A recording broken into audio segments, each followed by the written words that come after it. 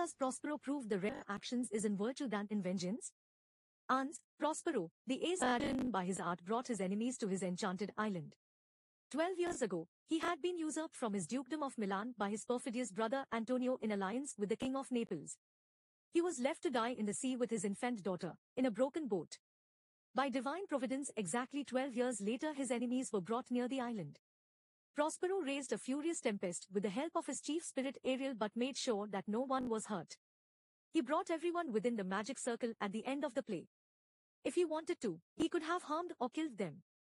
But when he heard from Ariel that the sinners were truly repentant of their action, he decided to forgive them.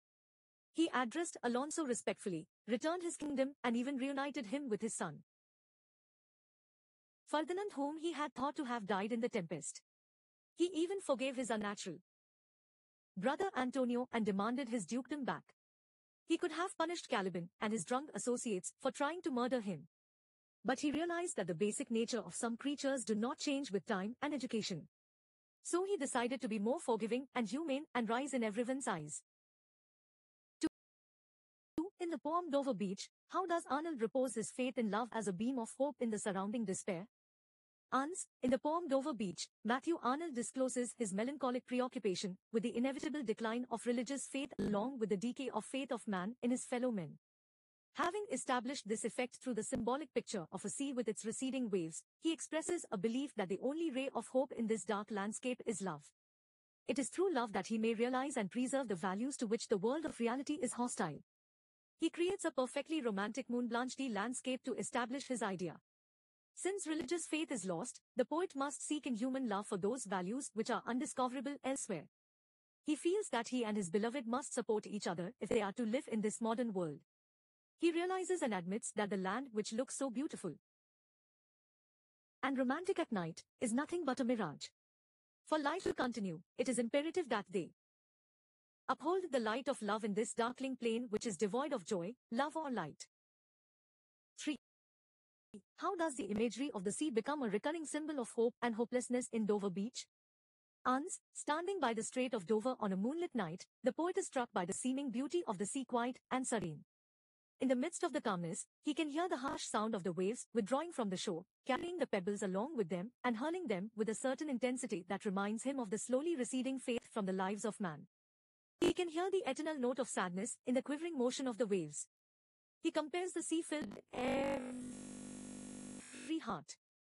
However, today he is troubled by the sound of the decaying waves deserting the earth forever, leaving behind the naked shingles of the world, a world that is devoid of a religious faith and dependence on God. 1. Why do you think the introduction of Miss Meadows to the science mistress was done in an unusual way? Ans, as Miss Meadows was walking along the cold corridors of the school towards the music hall, she was stopped by the sahib's mistress who wished her in a perfunctory and affected manner. Miss Meadows, who was harboring a deep sense of despair, felt the pain intensify and stared with hatred at the woman she considered her rival and everything she wasn't. The science mistress was too sweet and pale for her to like her. When asked if she felt the chill that morning, Miss Meadows regarded that it was sharp. Almost mockingly, the science mistress remarked that Miss Meadows looked frozen. No ready to open up, Miss Meadows gave the science mistress a disgusted look and passed on. The reason behind the behavior was because of a letter that Miss Meadows had received that morning from fiancé Basil, who had cancelled their engagement. She considered it to be a social embarrassment as eyebrows were initially raised when someone so young and dashing had proposed to her. 3. How did Miss Meadows react to the children and Mary Beasley's meeting immediately after entering the music hall? Ans, Mary Beasley was Miss Meadows' favorite student. On seeing her enter the hall, she warned the girls to be quiet. Miss Meadows, with the baton under her arm, walked up the steps and tapped the brass music stand twice with her baton. Smarting under the rejection by Basil, Miss Meadows ordered the excited children to be silent, looking at nobody in particular. She even ignored Maria's greetings and instead of tucking the yellow chrysanthemum given by Mary into her belt, which she in an icy voice asked the children to turn to page 14 and sing the Lament, a song that the children were not prepared for on that bright autumn day. Mary was hurt and her eyes had welled up with tears. But Miss Meadows was so consumed in her own grief that it had no impact on her, as she started the day's lessons. 4. Why do you think that Basil's letter had made such an impact on Miss Meadows? Ans, Miss Meadows was an ordinary-looking 30-year ILD music teacher at a girls' school. Basil was 25, younger, vibrant, and handsome. Nobody in her social circle had expected her to get engaged at 30, with someone like Basil. Marriage to Basil would provide her social recognition and respect. So the letter from Basil meant embarrassment, becoming an object of ridicule in her social circle, who had always considered them ill-fitted or mismatched. The rejection meant that she would have to vanish from her known social arena and go somewhere where nobody would hear. The Sound Machine 1. Describe the encounter between Klausner and Mrs. Saunders. How did it affirm his belief in his invention? 3+1. Ans, Klausner had brought the black box in his garden so that it could catch any sound beyond the human audibility. Across the low fence in the next garden he saw his neighbor Mrs. Saunders cutting yellow roses and putting them in the basket. He suddenly heard a shrinking and piercing sound in his earphone, and it happened exactly at the same moment when the rose stem was cut. Frantically he asked her to cut another one. Knowing Klausner to be rather eccentric, she decided to humor him and did as told. He heard that same which confirmed his belief. He requested her to stop and shared his theory of sound with her, which made the woman feel that he was raving mad.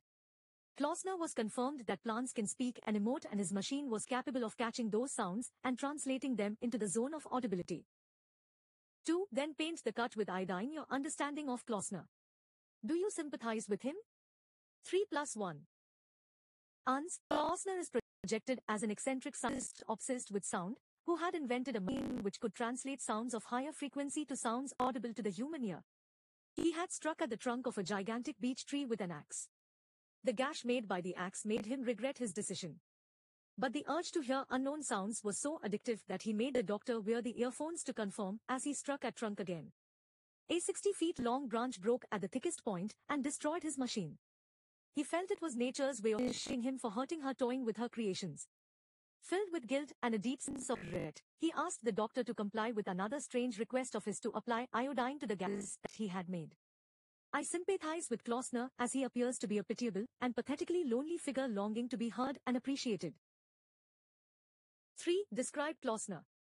Why do you think the writer has given his description in so much of detail?